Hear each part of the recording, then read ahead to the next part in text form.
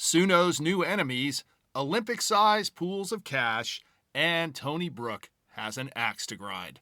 Welcome to the Unlimited Supply Podcast, your daily music business TLDR in your ear, powered by a belief that we will win, and brought to you by No Disc, helping music technology and finance companies navigate the music industry in partnership with Digital Music News. It's June 26th, 2026. I'm Lars Murray. It's another Finance Friday, but before we dive into the shallow money trench, Suno added a couple of big names to its enemies list this week. One of them you'll probably recognize. That would be SZA, who looked her stuff up in the database of music used in AI training that we talked about earlier this week, and found somewhere around 200 works of hers in that database. She took to the gram and executed a bit of a gram slam on Diplo, whom she identified as a Suno shareholder, perhaps not accurately. An interesting choice of targets for SZA to target Diplo, who may or may not be a Suno shareholder, but does share her concerns about AI, and for her not to target Timbaland, who is an active paid advisor to Suno. Maybe point the gun over there, SZA. The other big cool enemy that Suno acquired was Hagens Berman. Hagens Berman does not have the musical star power of a SZA, but what it does have is a lot of legal firepower. You see, Hagens Berman specializes in big corporate lawsuits, specifically class action suits. Why should Suno be a little leery of Hagens Berman? Well, if you're being sued by a law firm that's taken not one, not two, but 260 queeners off of the tobacco industry, you should be a little bit afraid. Yes, Hagens Berman successfully sued the tobacco industry on behalf of 13 states for $260 billion. Well, maybe you're going to be feeling you have to up your game a little bit, Suno. And while Hagens Berman may not be as famous as SZA, 260 Queeners says they've got another kind of clout. A few months ago, we reported on Vedder versus Resnikov. That was a lawsuit that allowed a songwriter to reclaim his song rights from a major label after a period of time. At the time, we noted that the big music companies were not going to take this sitting down, and that's what's happening now. They've taken it all the way to the Supreme Court. The majors and the newest mini-major, BMG Concord, is trying to get that Vedder versus Resnikov decision to turn the other way, ensuring that they can hold on to a double shot of My Baby's Love, that's the song, and keep it out of the writer's grimy clutches. And yes, I'm being sarcastic. Now let's dive into the shallow money trench where thieves and pimps run free. Over at Digital Music News, Paul Resnikov and company are keeping a running tally of music industry funding and investment. They generally keep it behind the pro-level paywall, as is their right. A creator's got to get paid. But occasionally they allow a little glimpse for the great unwashed. The great unwashed being those of us who are not able to bathe in an Olympic-sized pool of cash. And if an Olympic-sized pool of cash is what floated into the industry in Q1, Digital Music News' tracker reports that in Q2, 2 Olympic-sized pools of cash, or 3 queeners and change, that would be $3.3 billion roughly, flooded into the industry. Huge tranches of this investment went to Unlimited Supply Usual Suspects' primary wave and SZA's favorite company, Suno. Dylan Smith reported that the money flowing into the catalog has to stop eventually, but certainly not yet. 2.5 of those queeners flooded into the shallow money trench from just 2 places. And there's more where that came from. Influence Media just won Anthem Music's assets for 6.5 rods, as Murray Stassen reported at Music Business Worldwide. And if you had told me a few years back that a former Blackstone executive named Vlado Spasov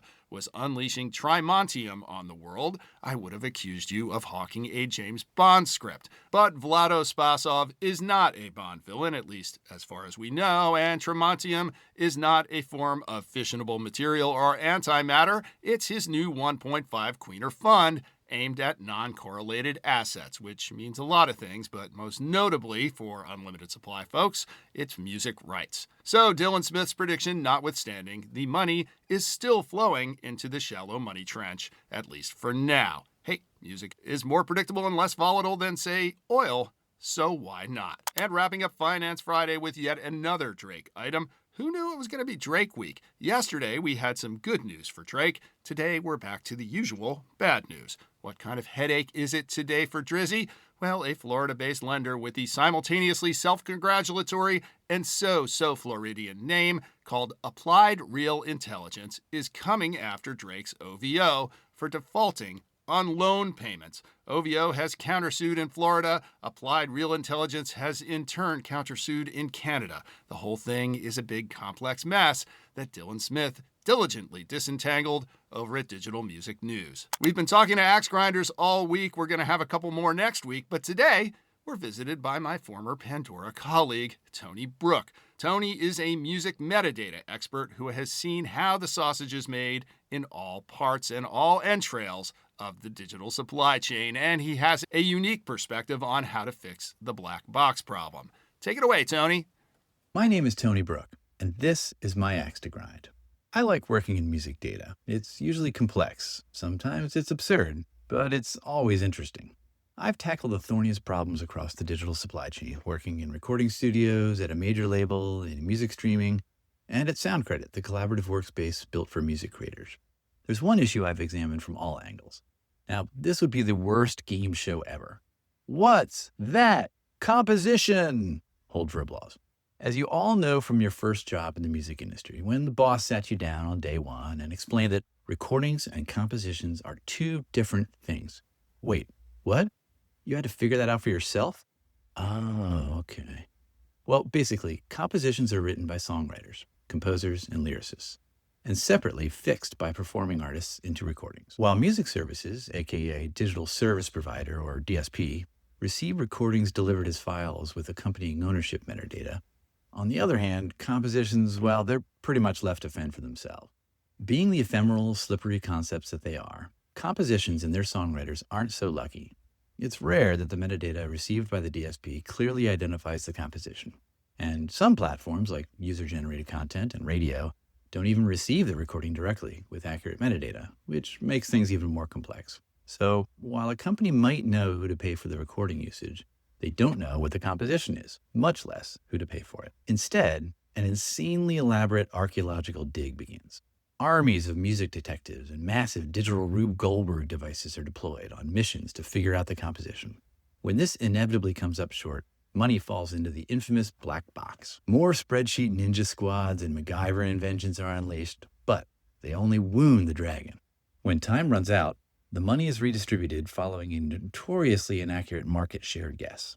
Estimates of this money pile are in the billions with a B. Now, there are 100 reasons why this problem still persists, and most of them are true. This whole dumpster fire has been well documented elsewhere. Look it up for the ugly truth. The axe I'd rather grind is to offer a solution. Now, you've probably heard of the ISRC, which identifies the recording. This is delivered with the audio file, and it helps to figure out who to pay. But if you haven't heard of the ISWC, that W is for the work, aka the composition. ISWC is purpose-built to identify compositions and is registered in one central system. Great. This should solve the whole problem, right? Just provide the ISWC along with the recording's ISRC to link them together. Unfortunately, in the past, the ISWC was usually registered too late to be delivered with the recording, which was already released by then and the horse was out of the barn. But a number of recent developments have changed the game to allow us to link the ISWC and the ISRC much earlier, reducing the flow into the black box. First, the whole supply chain has been equipped to carry the ISWC. DDEX standards and many company systems have a nice empty field just waiting for you to fill in that ISWC. Also, systems can handle updates much better than they used to. Gone are the days when the first delivery is the final word, so adding an ISWC is possible at any time. But most importantly, it's now possible to get an ISWC for the composition before the recording is released. So for example, while using SoundCredit during songwriting and studio sessions, a composition can be registered with a North American PRO, and the new ISWC is automatically added to the data held in SoundCredit. So the ISWC and the ISRC are linked before it even gets to a record label or distributor.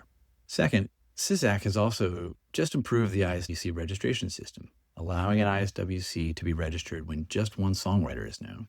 And record labels can use the new ISWC Service for Labels system, which is a significant breakthrough.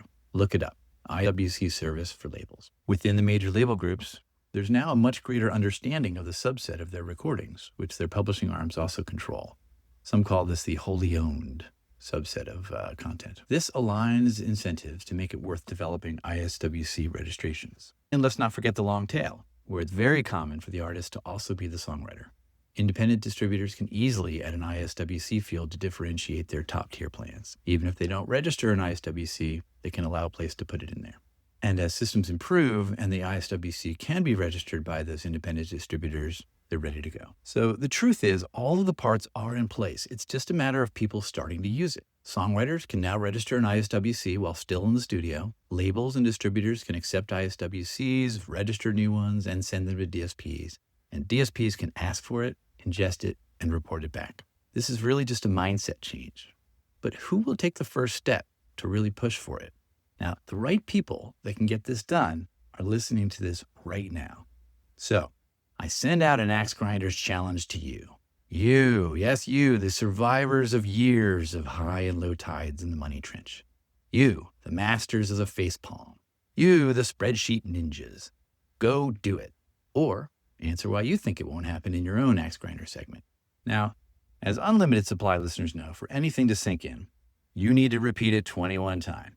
So I'm going to attempt a memorable hook here. Let's see if I can do this in one breath. ISWC, ISWC, ISWC, ISWC, ISWC, ISWC, ISWC, ISWC, ISWC, ISWC, ISWC, ISWC, ISWC, ISWC, ISWC, ISWC, ISWC, ISWC, ISWC, ISWC. I'm Tony Brooke, and that was my axe to grind. And that's another Finance Friday. Support for Unlimited Supply comes from you, our listeners, and now we have Unlimited Supply supporter swag. The limited edition Unlimited Supply Black Trucker Cap is on sale in our store, bundled with a year-long premium membership. To get your hands on one of these bad boys, just head over to the Unlimited Supply shop. We also have Unlimited Supply merit badges, or you can just buy me a cup of coffee. Our song of the week comes from Pokey Lafarge. The first time I saw Pokey, he was opening for Jack White at Radio City Music Hall. That was the show that Jack did play that weekend. Anyway, I've been a fan ever since. Pokey's got a new album called Rent Money coming out in September, and he dropped his single and video this week. It's called The Thing. It's on our Unlimited Supply official podcast playlist on Spotify, Amazon, and Qobuz. There's a link in the show notes. If you like what you hear, please hit that follow button wherever you get your pods. I live for your praise and encouragement. You know the rest. Hit me with a review on Apple Podcasts, YouTube, or Spotify, and tell a friend or three, preferably 21 times, because according to marketing whiz Susie Schultz, and as reiterated by Tony Brooke, it now takes not 5, but 21 times for anything to sink in. Links are in the show notes, but you can also visit unlimitedsupplypod.com to sign up for our newsletter, to tell us what you think about the show, to suggest feature ideas, to feed us info, to feed us lunch, to call us out on our dubious assertions, and to tell us what we're missing out on. In the words of the great philosopher Eduardo Rivadavia, don't let your short-term greed get in the way of your long-term greed. And remember, in this business, no conflict means no interest.